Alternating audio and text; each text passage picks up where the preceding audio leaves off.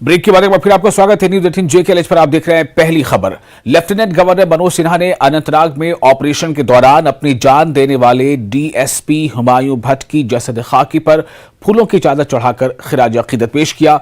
LG ने फौज के बहादुर शहीदों कर्नल मनप्रीत सिंह और मेजर आशीष को भी खिराज अकीदत पेश किया। LG ने कहा कि पूरा मुल्क दुख की इस घड़ी में शहीदों के अहले खाना के साथ खड़ा है। बाद में LG ने शहीद DSP हुमायूं भट्ट के अहले खाना से मुलाकात की और ताज़ियत पेश की।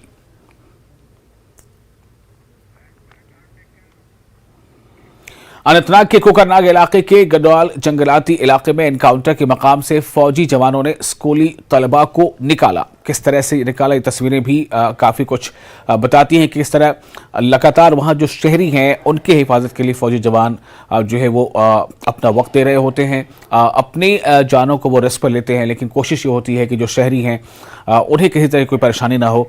तो चूँकि उस इलाके में क्रॉस फायरिंग हो रही थी और मुठभेड़ हो रही थी, इस दौरान वहाँ स्कूल में कोई तलबा थे तो वहाँ से हिफाजत के साथ उन तलबा को जवानों ने निकाला। अनंतनाग के कोकरनाग इलाके के गजवाल जंगलाती इलाके में एनकाउंटर के मकाम से फौजी जवानों ने इस तरह से तलबा को बाहिफाजत वहाँ से निकाला। ये तस्वीरें आप देख रहे हैं।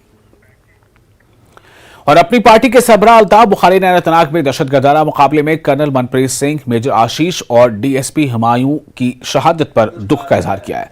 अल्ताफ बुखारी ने कहा कि वो सिक्योरिटी एजेंसियों से उन दहशतगर्दों को फौरी तौर पर इंसाफ के कटहरे में लाने की अपील करते हैं।